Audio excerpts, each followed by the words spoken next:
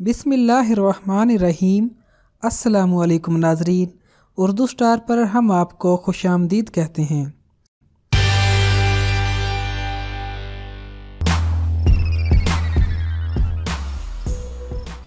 Soup को ज़्यादा लजीज बनाने के लिए पकाते वक्त उसमें क्रीम डालने की बजाय फुल क्रीम दूध शामिल कर लें। पकोड़े या समोसे तलते वक्त अमूमन कुकिंग ऑयल की रंगत स्याह पड़ जाती है। इसे साफ करने का आसान तरीका ये है कि इसमें 1 चाय का चम्मच सफेद सिरका डालकर हल्की आंच पर पकने दें और फ्राइंग पैन ढक दें ताकि ये अमेज़ा उबलना शुरू हो जाए। थोड़ी देर के बाद फ्राइंग पैन चूल्हे से हटा दें। तेल साफ हो चुका होगा।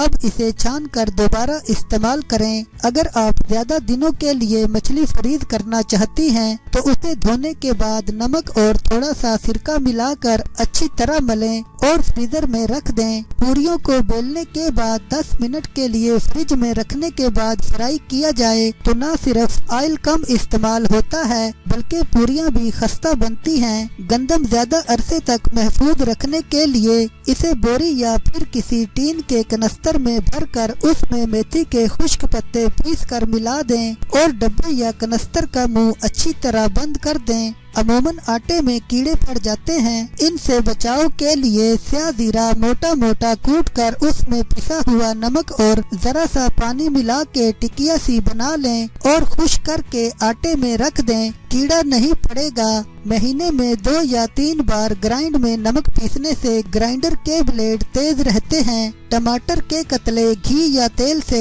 अपनी खुशबू और जायका खो देते हैं, लेकिन अगर इनकी खुशबू और जायका बरकरार रखना हो तो इन्हें चर्बी में फ्राई करें। सब्ज मिर्च को फ्रिज में रखने से पहले धोकर उसकी ऊपर वाली डंडी उतार दें। इस तरह मिर्चें काफी देर तक फ्रेश रहती हैं। बेसन में 2 खाने के चम्मच चावल का आटा मिला दें। पकोड़े खस्ता और लजीज बनेंगे।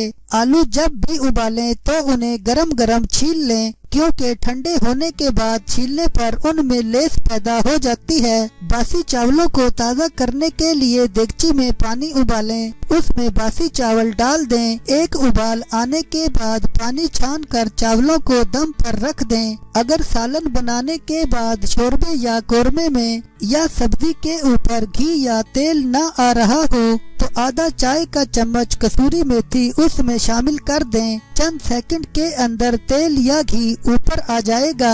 गर्मियों में गोश्त को खराब होने से बचाने के लिए एक कपड़े का टुकड़ा लेकर उसे सिरका और पानी में तर करें, फिर गोश्त को उसमें लपेट कर रख दें तो काफी दिन तक खराब नहीं होगा। प्याज को क्रिस्पी और अच्छा ब्राउन करने के लिए पहले स्लाइस किए हुए प्याज को 15 मिनट के लिए दही में भिगो दें, फिर फ्राई करें। इससे प्याज का रंग अच्छा आएगा। क्रीम या मलाई को खट्टा होने से बचाने के लिए उसमें थोड़ी सी चीनी मिलाकर ठंडी जगह पर रख दें।